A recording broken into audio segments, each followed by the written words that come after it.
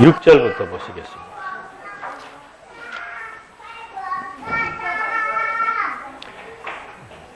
지난 주일날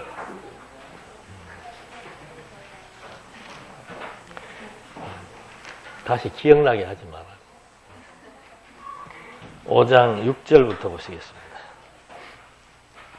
내가 백성의 부르짖음과 이런 말을 듣고 크게 노하여 중심에 계획하고 귀인과 민장을 꾸짖어 이르기를 너희가 각기 형제에게 취리를 하는도다 하고 대회를 열고 저희를 쳐서 이르기를 우리는 이방인의 손에 팔린 우리 형제 유다 사람들을 우리의 힘을 다하여 속량하였거늘 너희는 너희 형제를 팔고자 하느냐 더구나 우리의 손에 팔리게 하겠느냐 하매 저희가 잠잠하여 말이 없기를 내가 또 이르기를 너희의 소위가 좋지 못하도다 우리 대적 이방 사람의 비방을 생각하고 우리 하나님을 경외하며 행할 것이 아니냐 나와 내 형제와 종자들도 역시 돈과 곡식을 백성에게 취하여 주나니 우리가 그 이식 받기를 그치자. 우선 11절까지 봉독했습니다. 이 느헤미야가 현재 52일에 거쳐서 성곽 재건을 이제 진행하고 있습니다. 그런 가운데서 함께 이제 개혁도 단행하고 있죠. 개혁이라고 하는 것도 뭐 정치처럼 뭐 정권만 바뀌면 맹 개혁한다 그러잖아요. 종교적인 개혁이든 정치적인 개혁이든 개혁에는 어떤 사심이나 어떤 이권이나 이익이나 어떤 주관이 들어가서는 안 되는 거예요. 그렇게 되면은 개혁이 제대로 안 되고 문란해지고 시끄러워집니다. 근데 이 느헤미야의 개혁은 딱 중심이 있습니다. 하나님 중심에 의해서 온 백성들이 다 공감할 수 있는 그런 계획을 단행하고 있죠. 그러니까 뭐 백성들이 다 따를 수밖에 없는 거예요. 그러나 그 계획이 어떤 개인의 의도나 불순한 생각을 가지고 시도하게 된다면은 하나님께서 사람들의 마음을 움직여서 거기에 다 동조하지 않고 도리어 소란이 발생할 수 있습니다.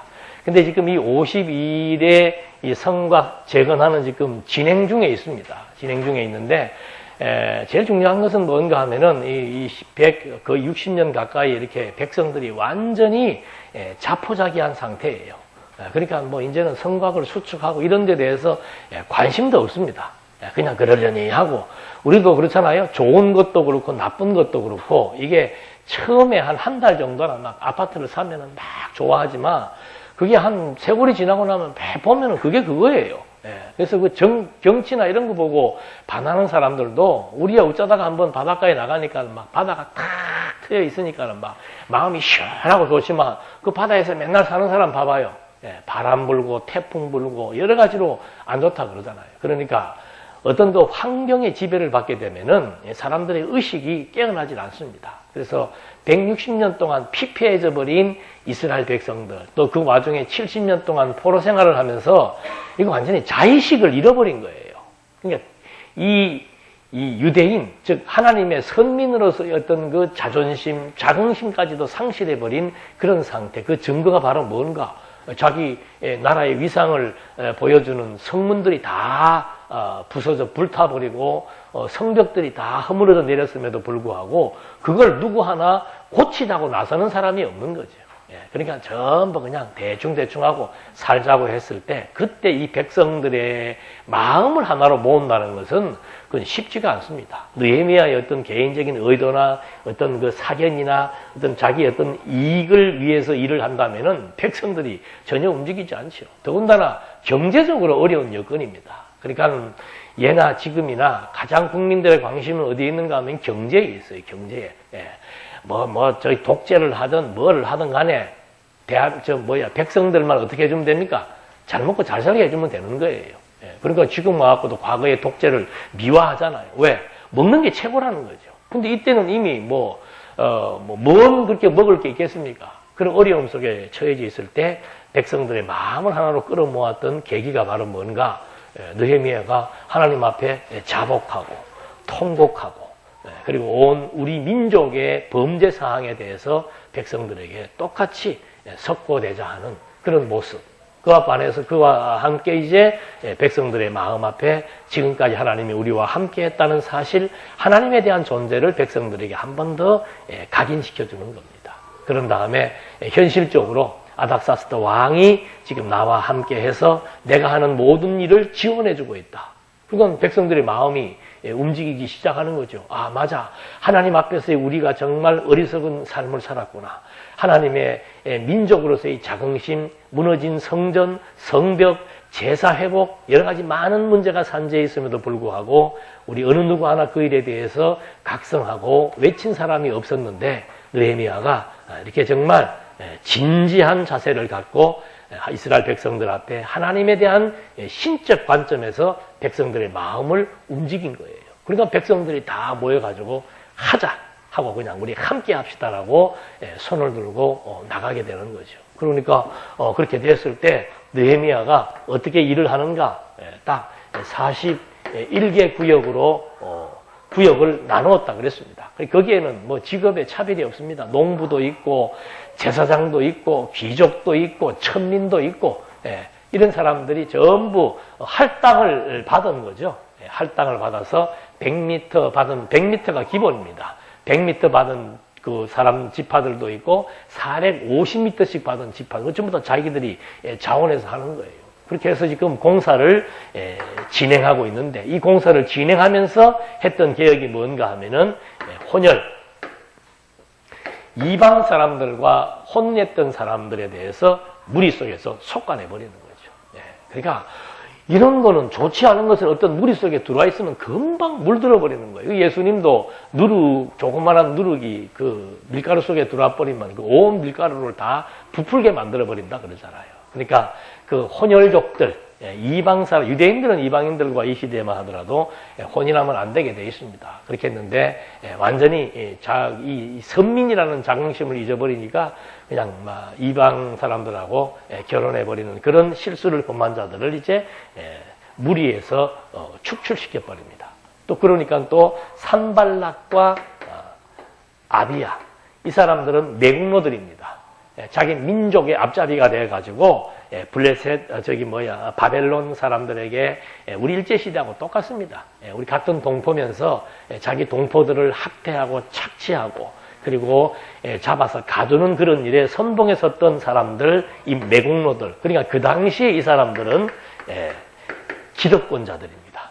이 사람들의 어떤 그 세력 앞에 대항한다는 것은 이 유대 민족들이 돌아온 것이 한 5만여 명밖에 안 됩니다. 이 사람들은 지금 벌써 주변 나라들하고도 다 연결이 돼 있고, 뭐 재계에도 있고, 정계에도 있고, 정치계에도 있고, 완전히 귀족 계급으로서 온 데 다 손이 뻗쳐 있기 때문에 이 사람들과 대항한다는 것은 참 힘든 일이에요. 근데 이 사람들이 계속 지금 느헤미야의 계획에 대해서 깐죽거리는 거죠. 여론을 조성시킵니다. 자꾸 이상한 소리를 만들어서 퍼뜨리기 시작을 하면서 저거 느헤미야가 다시 이 아닥사스다 왕을 모반하려고 한다 하면서 자꾸 안 좋은 소리를 하고 백성들에게 협박을 하고 느헤미야에게 협박을 합니다.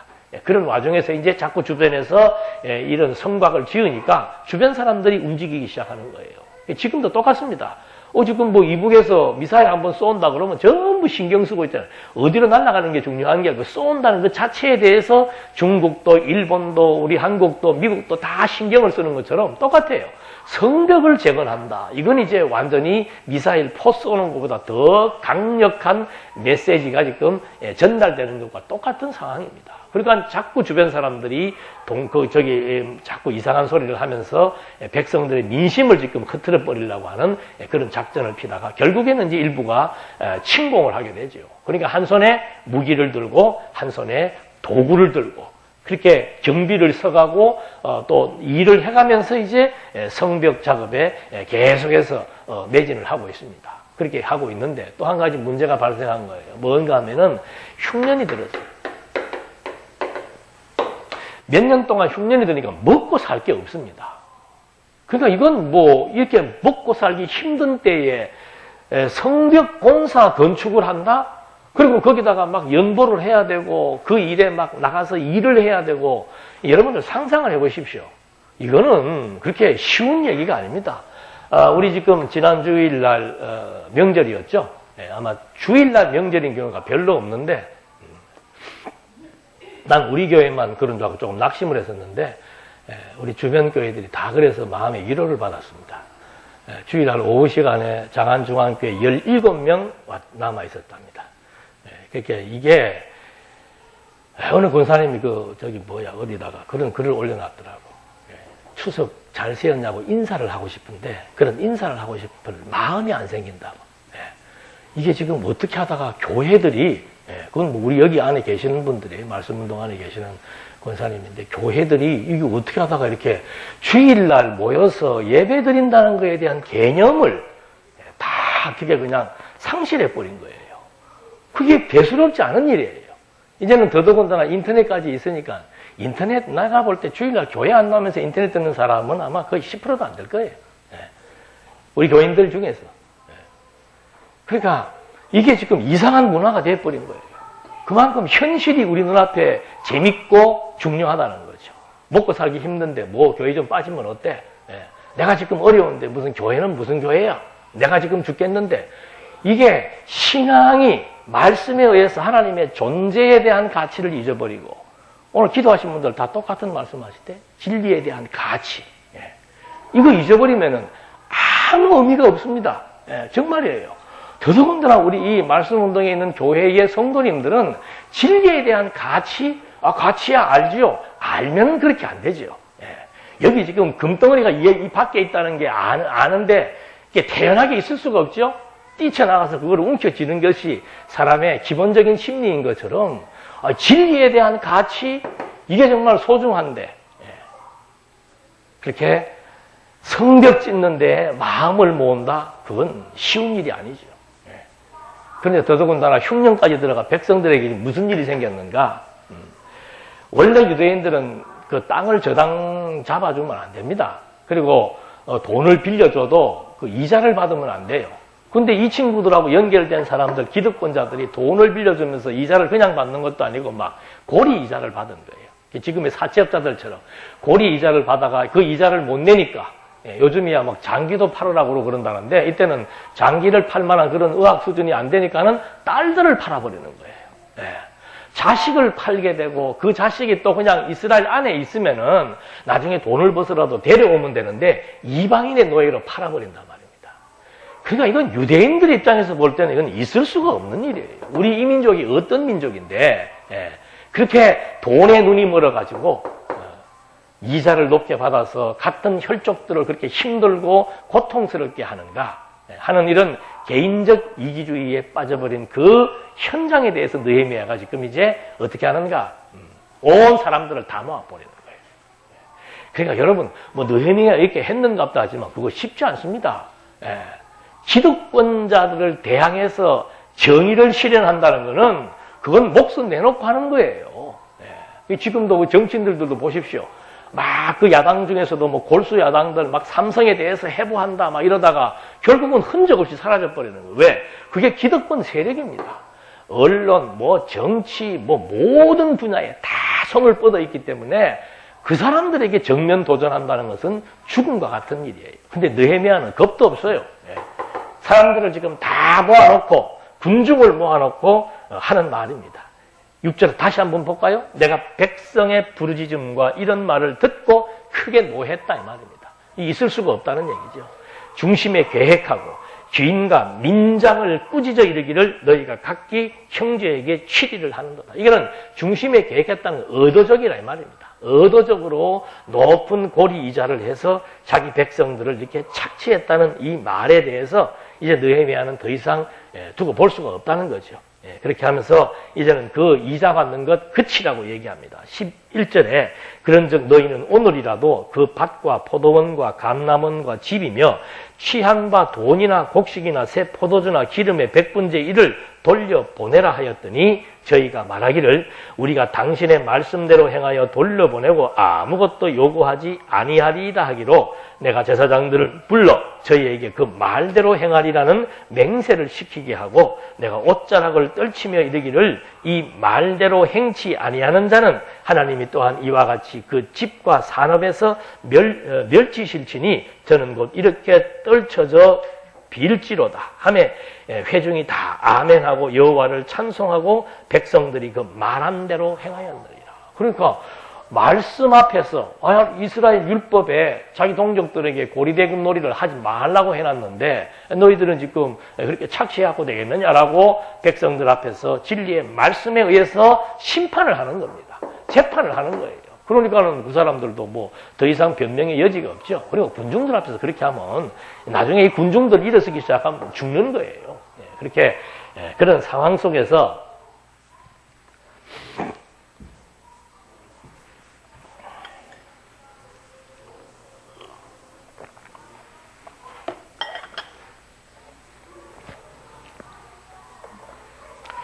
이제 하나하나 개혁을 단행을 지금 하고 있는 겁니다. 그러니까 그들도 그런 말씀에 대한 순종이죠.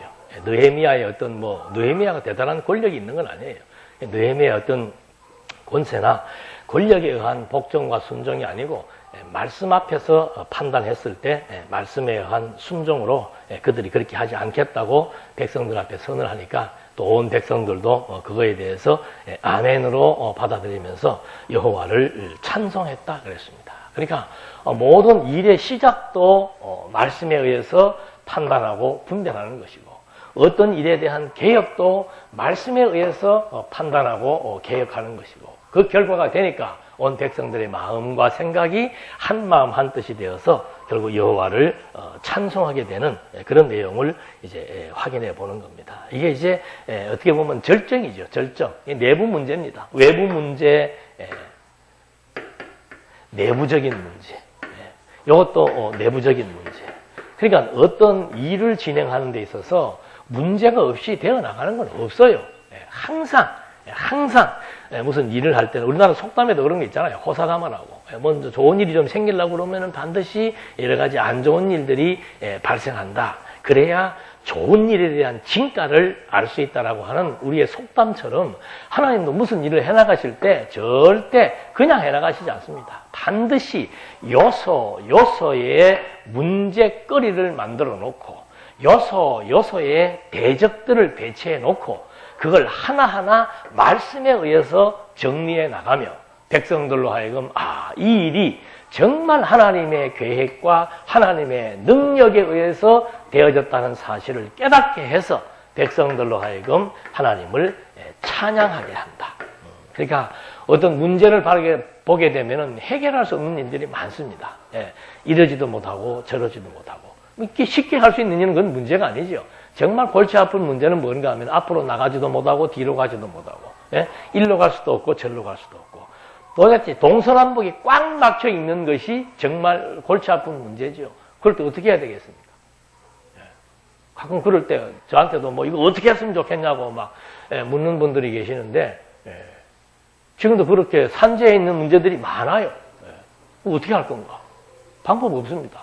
느헤미야처럼 또 백성들처럼 각각 자기들이 하나님의 말씀 앞에서 하나님께서 내게 주신 은사와 직임 따라서 그냥 내 할 일만 묵묵하게 해나가면 되는 거예요. 동요하거나 동조하지 않고 주변에 여러 가지 많은 잡스러운 이야기 또는 모함, 거짓말, 풍문 이런 것들에 놀아나지 않고 정말 진리의 말씀에 입각해서 말씀에 의해서 자기 할 일이 우리가 지금 하나님 앞에서 살아가는 거예요. 하나님의 말씀을 깨닫고 하나님 앞에서 하나님이 주신 은사와 직임 따라서 하나님의 선한 일 하면서 사는 거라 그 말입니다. 거기에 누가 개입해가지고 이러고 저러고 한들 거기에 동조하거나 움직이면은 그런 사람들 자체가 머리 아프고 힘들고 골치 아파요. 왜? 그거 벌써 의도가 들어가는 거예요. 의도가 들어가면 그다음부터는 미리 심중에 세워진 계획이 앞서기 때문에 그것대로 안 될까봐 두려워하고 저렇게 되면 어떻게 할까봐 두려워하고 정말 피곤해지는 일들이 많죠. 그래서 아무리 복잡하고 얽히고 설킨 문제라고 할지라도 정말 그 문제의 소용돌이, 태풍의 눈이지요. 그 속에 들어가 있어도 밖은 요란하지만 그 중심은 평온한 것처럼 정말 이런 문제를 느헤미야는 정말 신중심에 의해서 말할 때는 말하고 호소할 때는 호소하고 처단할 때는 처단하고 또 외부의 세력에 대항할 때는 대항하고 그때그때 하나님이 주시는 지혜와 명철에 의해서 자기에게 맡겨진 일에 묵묵히 일하는 것. 그것이 문제 해결의 열쇠이며 대적과 싸우는 방법이라 이 말이죠. 이렇게 해서 이제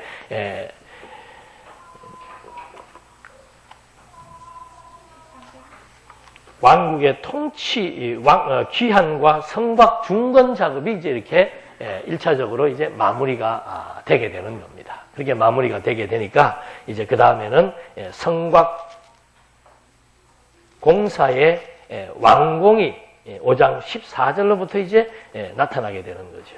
내가 유다 땅 총독으로 세움을 받은 때 곧 아닥사스다 왕 20년부터 32년까지 12년 동안은 나와 내 형제가 총독의 녹을 먹지 아니하였느니라. 그러니까 총독이니까 국가로부터 주어지는 뭐 일종의 공무원이죠. 국가로부터 주어지는 월급이 있는데 그걸 받지 않았단 말이에요. 왜? 지금 뭐 이 지경인데 뭐 백성들이 지금 전부 막 흉년이 들어가지고 딸이 그냥 팔려 나가고 온 집들이 다 저당 잡혀가지고 먹고 사는 것조차도 어려운 여건 속에서 자기가 총독이라고 해서 총독의 녹을 먹고 온 백성들은 가난과 굶주림과 이 가정의 자식들 문제 때문에 슬퍼하며 통곡하고 있는데 혼자 호의호식하고 잘 먹고 있다라고 하는 것은 그건 있을 수 없지요. 그건 개혁을 단행할 수가 없는 겁니다.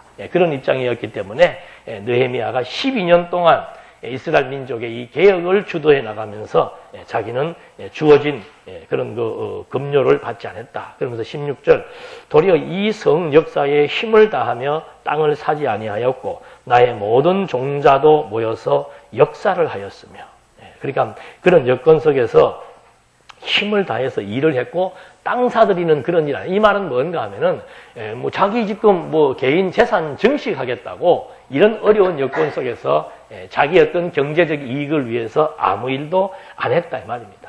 17절 또 내 상에는 유다 사람들과 민장 150인이 있고 그 외에도 우리 사면 이방인 중에서 우리에게 나온 자들이 있었는데 매일 나를 위하여 소 하나와 살찐 양 6을 준비하며 닭도 많이 준비하고 열흘에 한 번씩은 각종 포도주를 갖추었나니 비록 이같이 하였을지라도 내가 총독의 녹을 요구하지 아니하였으면 백성의 부역이 중함이니라. 내 하나님이여 내가 이 백성을 위하여 행한 모든 일을 생각하시고 내게 은혜를 베푸시옵소서. 그러니까 성벽 공사의 완공 과정에서 느헤미야는 솔선수범했다는 거죠. 쉽게 얘기하면. 온 백성이 지금 다 헐벗고 굶주리고 있는 그런 상황 속에서 같이 그 아픔을 공유하고 그 아픔에 공감하면서 12년 세월을 보내왔다는 거죠. 그러니까 우리도 뭐 국회의원들 이런 거 보면은 항상 그 청문회 때 보면은 안 걸리는 사람이 없어요. 안 걸리는 사람이. 그 뭐 다 높은 위치에 있는 사람들이 다 이상한 편법들을 통해서 재산 증식하고 자기의 권력을 통해 자식들 군대 안 보내고 뭐 이런 것들이 다 걸리니까 이제는 안 걸리는 사람이 없으니까 그 잣대를 좀 이제 우리가 낮추자는 방법까지 나오는 거죠. 그런 사람들은 백성들을 위해서 뭐 헌신하고 희생한다는 말이 새빨간 거짓말이죠. 그래서 느헤미야가 지금 이렇게 엄청난 개혁을 단행할 수 있었던 이유도 하나님 중심으로 생각하고 판단했고 또 하나님 앞에서 백성들을 위해서 자기의 모든 권익을 포기해버린 것. 그래서 예수님도 똑같은 얘기예요. 부유하신 그가 가난하게 되심은 부유하신 분이 가난하게 되셔야만이 가난한 자들을 부유하게 하는 일에 동력이 될 수 있다는 거죠. 그래서 그리스도의 삶은 말 그대로 그냥 모본이에요. 모본. 모든 것에 대한 기본이고 모본이죠. 그렇게 당신이 먼저 십자가의 죽으심을 통해서 자기 백성들의 구원의 역사를 이루어낼 수 있는 것처럼 느헤미야 역시도 자기 민족을 구원해내기 위한 총독으로서의 가장 기본적인 일들을 하나하나 지금 단행해 나가면서 그 일이 마무리될 때 마지막 기도의 구절이 뭡니까? 하나님이여 내가 이 백성을 위하여 행한 모든 일을 기억해 달라는 거죠. 예. 내가 지금까지 12년 동안에 해왔던 모든 일들이 하나님 보시기에 내가 내 개인의 이득을 취하거나 내 개인의 어떤 의도를 위한 것이거나 내 어떤 중심에 나를 위한 일이 아니었고 정말 하나님 앞에서 하나님의 백성들을 위한 자기의 자리와 위치에서 자기의 일을 성실히 했다는 말을 고백하면서 하나님 12년 동안의 나의 행적을 생각하고 기억해 주시고 그리고 내게 은혜를 베풀어 주시옵소서. 이게 너무도 멋있는 얘기죠. 하나님의 은혜를 우리가 입고 산다라고 하는 거. 노아도 하나님의 은혜를 입으니까 온 백성들이 다 하나님의 말씀을 무시해도 혼자서라도 하나님의 약속의 말씀을 믿고 혼자 바보처럼 뚝딱뚝딱 마른 하늘에 배를 만드는 홍수를 대비하는 거. 그게 왜 그런가? 은혜를 입어서 그런 거예요. 은혜를 입어서. 하나님의 은혜를 입었다? 그건 세속, 이게 완전히 세속 아니에요. 세속. 이 세속 속에서의 나예요. 세상 속에서의 교회고 세속 속에서의 나라 말입니다. 이게 이 엄청난 무시무시한 이 세속의 힘 앞에서 굴복당하지 않고 유혹당하지 않고 정말 꿋꿋하게 말씀을 중심으로 말씀에 대한 가치를 아니까 그것을 위해서 살면서 여기와 타협하지 않는다는 이것은 하나님의 은혜가 아니고서는 불가능한 일이에요. 그러니까 느헤미야도 12년 동안 이러고 살았는데 하나님 앞으로도 하나님 저에게 은혜를 지속적으로 베풀어 주셔야 됩니다. 지금 엊그저께도 또 어떤 한 분이 전화가 와가지고 제가 지금 이 말씀 드리는 거는 제 자랑할 것도 없고 정말 우리가 무슨 일을 하는지를 여러분들 아셔서 좀 힘내시라고 말씀드리는 거예요. 거의 지금 한 달에 서너 건씩 전화가 온다는 것은 서너 건씩 전화나 메일 보내지 않는 사람들이 엄청나게 많다는 소리예요. 제가 총신대에 한번 제 로마서 교환을 한번 과거에 올린 적이 있습니다. 수천 건을 지금 다운받아 간 거예요. 수천 명이. 로마서 이런 교환을 하나 올려봤더니 수천 명이 다운을 받아가는데 한 명도 나한테 메일을 보내가지고 고맙습니다 하는 사람이 없더라니까. 그러니까 한 사람이 아유 목사님 감사합니다라고 전화해 준다는 것은 그 뒤에 많은 사람들은 그냥 공짜로 그냥 말 한마디 없이 얌체짓이죠. 인사받으려고 그러는 게 아니고 정말 진리의 말씀 깨닫고 이것이 정말 대단한 말씀이라는 가치를 느끼면은 전 요즘에 그래서 이 유튜브를 들어가서 이렇게 한 번씩 보면은 나는 누군지도 알지 못하는 사람이 자기들이 소개하고 있어요. 유튜브에 들어가서 말씀을 듣다 보니까는 이 성경개론 말씀을 강론하는데 이러니까 여러분들도 이걸 좀 한번 들어보십시오. 우리 교인도 아니고 말씀운동 사람도 아니에요. 그러니까 그런 것이 바로 뭔가 하면은 우리는 지금 이게 우리끼리 모여서 사람도 많지 않고 매일 그 일이 반복되는 일 속에서 정말 이거 내가 진리와 함께 하나? 진리를 위해서 내가 수고하나? 라고 낙심할 수도 있습니다. 그러나 낙심할 필요 없는 이유는 하나님께서 적은 숫자를 통해서 조용하게 일을 하시지만은 그 파급은 대단하다는 얘기지요. 그러니까 지난번도 전화 와가지고는 이분은 또 한술 더 또 우리 지금 동산교회에 유튜브에 올라 있는 것들을 일일이 다운받으려니까 너무 시간이 많이 걸린대. 그래서 나 외장 하드를 가지고 갈 테니까 아예 그냥 있는 거 좀 다 줄 수 없겠냐 그러길래 와서 가져가고 싶으면 가져가라 그랬어요. 이거 어디 누구 말대로 예수님도 그랬죠. 거저받았으니 거저주라고. 복음 말씀 듣겠다는데 그거 막을 그것도 아직은 그런 어떤 제도적인 장치가 없기 때문에 막아야 될 이유도 없고 그 정도로 자기가 함께 다운받아서 갖고 싶은 그런 마음이 있다는 것은 진리에 대한 가치죠. 그저 그냥 나는 주일날이니까 사진을 찍고 주일날이니까 뭘 하고 주일이니까 내가 와서 한다라고 생각을 하지만 여러분들의 작은 힘 하나하나가 없이는 어떻게 이 말씀이 세계적으로 이렇게 다 전파가 될 수 있겠습니까?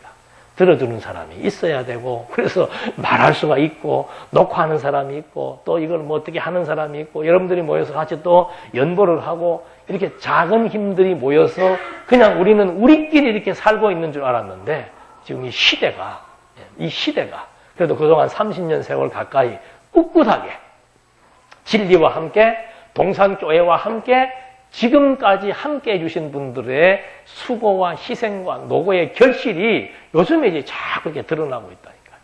그래서 저도 그런 메일이나 전화나 또는 뭐 이런 것들을 받을 때마다 야, 이게 진짜 숨은 것 같지만은 별것 아닌 것 같지만은 하나님이 하시는 일은 우리가 예측할 수가 없구나 하는 것을 알 수 있는 것처럼 뭐 저는 눈에 보여요. 뭐 안 가봐도 보여요. 지금 뭐 중국에서도 뭐 어디 우리의 말씀만 떨어지면은 신학교 하는 학장들이 와가지고 이거 좀 가르쳐 달라고 그냥 애걸복걸을 하죠. 그래서 저는 은퇴하고 나면은 이제 중국에 가서 이제 나머지 여생을 살려고 합니다.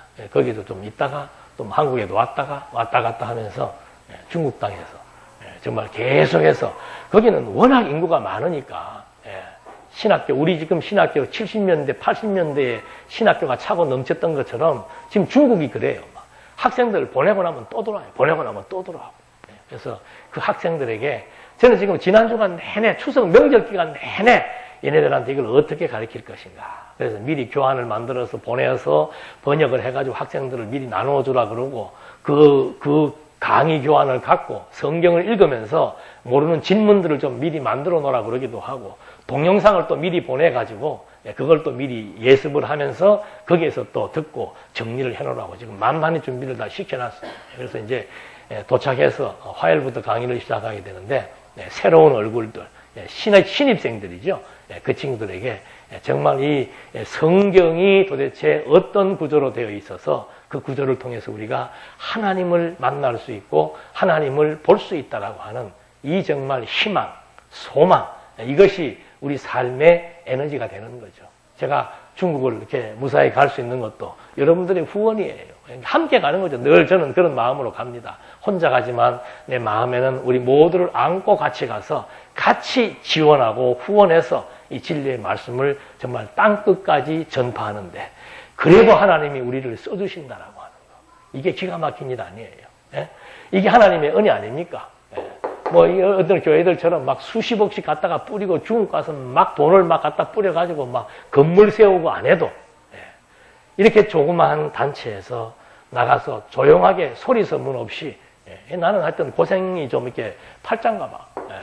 다른 사람들 가면 좋은데 지금도 가는 데는 또 지하 신학교예요. 지난번에는 막 검열이 나와가지고 제대로 하지도 못했다 그러더라.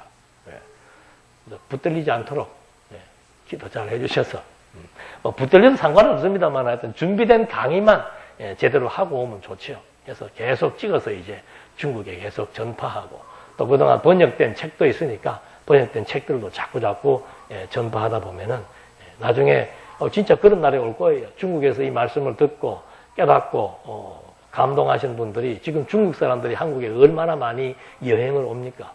그렇게 말씀 깨닫는 분들이 이 본산지 우리 동산교회를 찾아와서 정말 감격의 눈물을 흘리면서 서로 포옹할 날이 있을 겁니다. 지금 이 성곽 공사가 완공되고 나서 지금 느헤미야가 하나님 앞에 드렸던 기도의 내용을 검토해 본 겁니다. 그렇게 검토해 보고 난 다음에 이제 6장 1절로부터 9절 말씀에서는 느헤미야가 대적의 요청과 유혹에도 하나님만 의지하는 내용이 나오죠. 그러니까 19절의 말씀은 그 다음 사건과 연계가 되어 있습니다. 내가 지금까지 하나님 앞에서 하나님 중심으로 살았고 앞으로도 하나님 중심으로 살 수 있도록 하나님 내게 은혜를 지속적으로 허락해 주시옵소서라고 기도했던 대로 그 기도의 내용대로 지금 느헤미야는 행동하는 거죠. 산발락과 도비야와 아라비아 사람 게셈과 그 나머지 우리의 대적이 내가 성을 건축하여 그 퇴락한 곳을 남기지 아니하였다 함을 들었는데 내가 아직 성문에 문짝을 달지 못한 때라. 문짝만 남은 거죠. 문짝은 제일 마지막에 달잖아요. 문짝이 남았는데 산발락과 게셈이 내게 보내어 이르기를 오라. 우리가 오노 평지한 촌에서 서로 만나자 하니 실상은 나를 해코자 함이니라. 이 오노 평지라고 하는 것은 뭐 예루살렘에서 수십 킬로 떨어진 저 변방 외곽 지역이랍니다. 사람도 없고 빈 들판이에요. 거기서 왜 만나자고 그래요? 거기 만나면 이제 느헤미야를 암살하라고 그러는 거겠죠. 3절 내가 곧 저에게 사자들을 보내어 이르기를 내가 이제 큰 역사를 하니 내려가지 못하겠노라. 어찌하여 역사를 떠나 정지하게 하고 너희에게로 내려가겠느냐? 이렇게 말하는. 내가 지금 하는 일이 지금 무슨 큰 일이에요? 대문짝 달아야 된다 이 말입니다. 공사할 때 지붕 올릴 때가 큰 공사고 마지막 대문 올릴 때 그때는 뭐 잔치하죠요. 그런 것처럼 내가 지금 이 큰 일이 남았는데 어떻게 내가 거기 가서 너희들을 만나겠느냐. 4절. 저희가 4번이나 이같이 내게 보내야 돼 나는 여전히 대답하였더니 산발랏이 5번째는 그 종자의 손에 봉하지 않은 편지를 들려 내게 보내었는데 그 글에 이르기를 이방 중에도 소문이 있고 가스무도 말하기를 내가 유다 사람들로 더불어 모반하려 성을 건축하려 한다 하나니 내가 그 말과 같이 왕이 되려 하는도다. 보통 이렇게 문서를 보낼 때는 반드시 밀봉을 하게 되어 있습니다. 근데 이 지금 산발랏은 그걸 밀봉을 안 하고 다 뚜껑 열어서 보내는 거예요. 왜 그런 거예요? 다 봐라 이 말이죠. 근데 그 내용은 무슨 내용? 진실이 아니고 거짓이지요. 이 산발랏 이 사람도 하여튼 지독한 인간이야. 5번을 계속 사람을 보내는 거예요. 우리나라 속담처럼 10번 보냈으면 모르지 또. 근데 여러분 이런 거 안 겪어봐서 그렇지만은 매번 사람이 찾아와서 하고 하면은 나중에는 지쳐가지고 아이고 그래 막 네 하고 싶은 대로 해라 그러는 것이 보통 사람이에요. 근데 느헤미야는 이게 자기 일이 아니잖아요. 이게 하나님의 일이고 이스라엘 민족의 일이고 하나님의 은혜를 받은 사람이에요. 그러니까 아무리 집요하게 사람을 보내어서 회유를 해도 거기에 눈도 끔찍 안 하는 겁니다. 그러니까 나중에 5번째는 아예 협박하는 문서를 보내는 거죠. 요즘으로 말하면 내용 증명이에요. 협박하는 문서를 보내가지고 새빨간 거짓말을 여기다 지금 하는데 거짓말이라고 하는 것은 근거 없는 말은 없습니다. 다 말은 나와요. 여러분 그 사단이 하와를 깨울 때 뭐라고 얘기합니까? 이 과실을 먹으면 어떻게 된다고 그래요? 하나님과 같아진다. 근데 하나님은 그거 먹으면 어떻게 해요? 죽는다. 그러니까 거기에 하나님이라고 하는 용어는 계속 나와요. 하나님은 이거 먹으면 죽는다고 얘기하고 사단은 하나님과 같아진다고 얘기하고 그러니까 이 거짓말이라고 하는 것은 근거 없이 나오지 않습니다. 반드시 어떤 근거, 똑같은 어떤 용어나 유사한 사건을 가지고 얘기를 하는 거죠. 그러니까 이 산발랏과 이 아비야 같은 사람들은 여기 지금 있는 사람들인데 이 다 같은 과거의 민족들인데 이것들 내국노들이란 말입니다. 근데 과거에 이스라엘 백성이 유다, 다윗과 솔로몬 때 이 일대를 다 장악을 했잖아요. 그걸 다 압니다. 그런데 지금 이북에서 막 미사일 핵실험하는 것처럼 여기 지금 성곽을 지금 다 쌓고 문짝만 딱 달면은 뭐가 되는 거예요? 이제 유다 민족은 명실공히 견고한 나라로서의 회복이 되었다는 것을 상징적으로 말해주고 있는 거죠. 그러니까 그 다음에 이 동네 사람들은 금방 무슨 생각하겠습니까? 저 유다 보니까는 성곽 쌓고 제대로 일한 거 보니까는 이제는 옛날처럼 다시 스스로 왕이 돼가지고는 결국은 여기에 살고 있는 아닥사스다에게 도전하려 할 것이다. 옛날에 애국 왕에게 도전한 사례도 있잖아요. 그리고 이거는 뭐 어느 민족이든지 마찬가지예요. 우리가 민족의 힘이 강해지게 되면은 우리를 구속했던 사람들에게 도전하는 것은 기본적인 순리예요. 그러니까 누구나가 보더라도 느헤미야는 그런 마음이 없었는데 역사적이나 주변적인 정황으로 봤을 때는 그런 마음을 먹은 것처럼 거짓말을 하는 거죠. 그러니까 밑도 끝도 없는 거짓말이 안 믿죠. 근데 이 거짓말하는 사람들 보면은 여기 하나 말 딱 가지고 아주 번지르르하게 나중에 거짓말이 진짜 같다니까요. 그것도 한 번 하면 끝나는 것도 아니야. 여기 보면 지금 4번, 5번씩 지금 계속해서 집요하게 말하고. 그러니까 하나님 중심으로 생각하고 판단하지 않으면 주변에 하는 거짓말에게 다 놀아나는 거예요. 다 놀아. 당사자에게 확인도 안 해보고 주변에서 하는 말만 듣고는 아이고 그랬대 하다가는 나중에 진짜로 느헤미야가 모발을 했대 이렇게 나오는 거죠.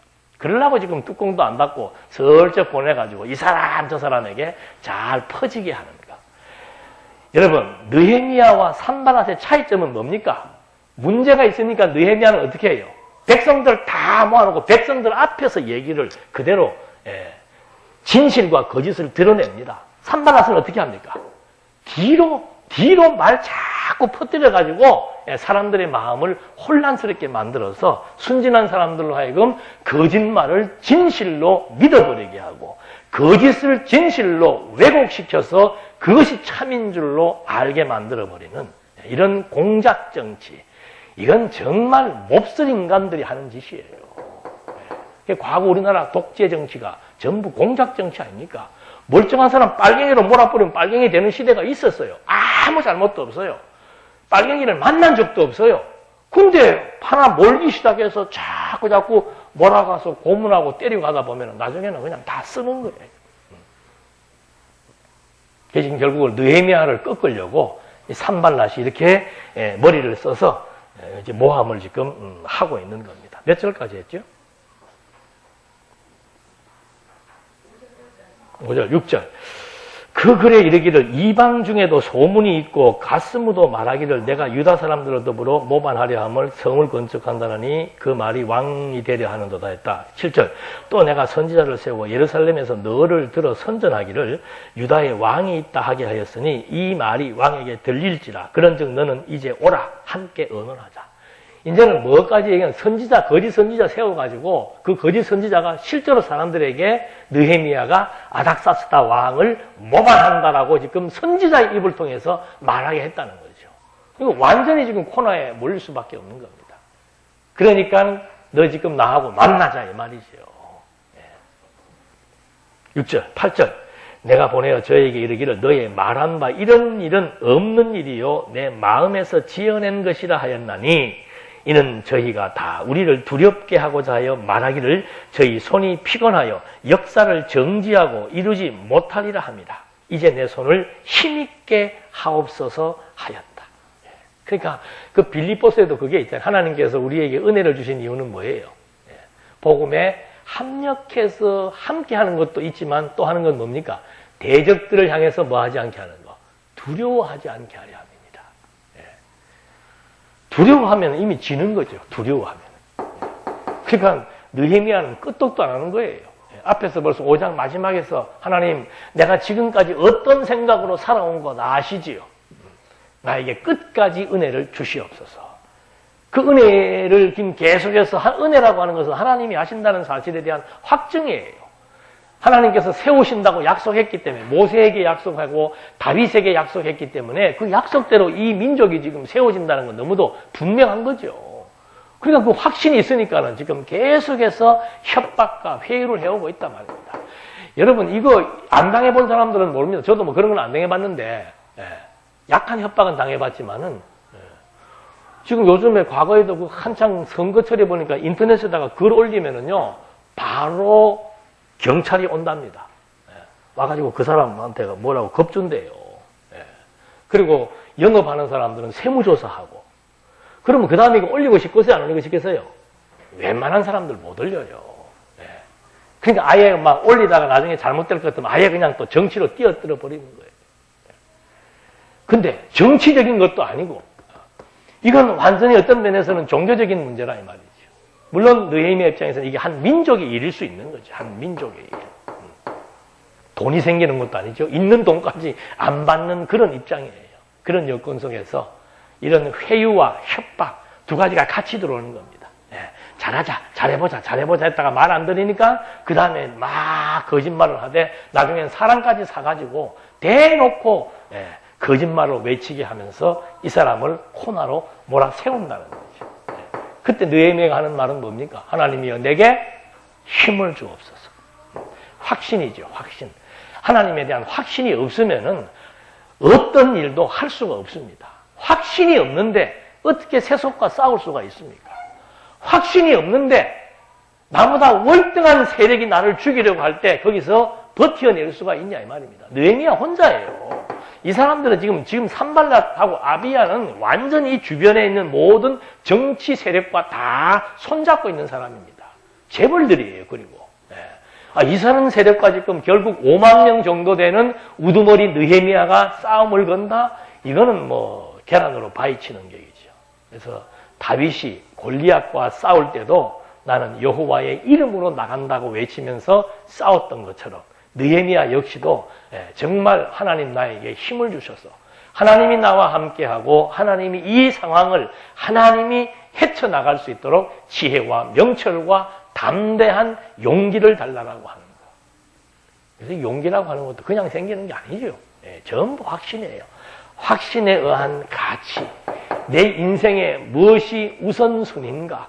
그것도 우리가 한번 생각해 봐야 돼요. 일이라고 하는 것은 다, 모든 일이 다 이게 순위가 있잖아요. 정말 내게 진리가 몇 순인가? 진리를 위한 수고하는 이 일이 나에게 몇 순인가? 그건 확신의 농도와 가치의 비중에 따라서 달라지는 거죠. 그래서 느헤미야가 이런 협박을 당하면서도 사람이 제일 기분 나쁠 때가 협박당하는 거예요. 협박당하는 거. 예? 제일 기분 나쁜 것이. 협박을 당하면서도 거기에 굴하지 않고 하나님 앞에서 하나님으로부터 주어지는 진리에 대한 확신, 그걸 이제 구하고 있는 거죠. 10절 말씀에서부터는 이제 거짓 선지자의 시간 다 됐네요. 4절까지, 9절까지 말씀에서 이제 계속해서 이 마무리, 성곽은 재건하고 대문만 달면은 끝나는 마무리 공사에서도 마지막까지 하나님께서 어려움을 통해서 하나님이 하신다는 확신을 갖게 한다는 거죠. 기도하시겠습니다. 하나님의 은혜에 대한 소중한 가치, 우리 이 아침에 다시 한번 확인해 보았습니다. 하나님의 은혜가 아니고선 우리가 존재할 수도 없고, 또 하나님의 은혜에 대한 감동이 없이 오늘 주어지는 상황을 판단할 수도 없고, 하나님이 우리에게 주시는 은혜의 영광에 의해서 우리는 삶의 가치가 달라지고 내 인생의 목표가 달라지는 줄로 압니다. 정말 주변의 회유와 협박에도 불구하고 하나님 앞에서 하나님으로부터 주어지는 은총을 기대했던 느헤미야처럼 오늘 이 시대를 살아가는 우리 모두에게 세속적 위협과 유혹과 협박은 시시각각 다가오고 있습니다. 하나님 진리를 우리에게 주셨을진데 진리에 대한 진가를 깨닫고 진리를 위한 수고의 가치를 깨달아 나가면서 함께 진리와 함께 살아갈 수 있도록 우리 모두에게도 힘을 주시고 지혜와 명철을 허락해 주시옵소서. 예수님의 이름으로 기도드립니다. 아멘.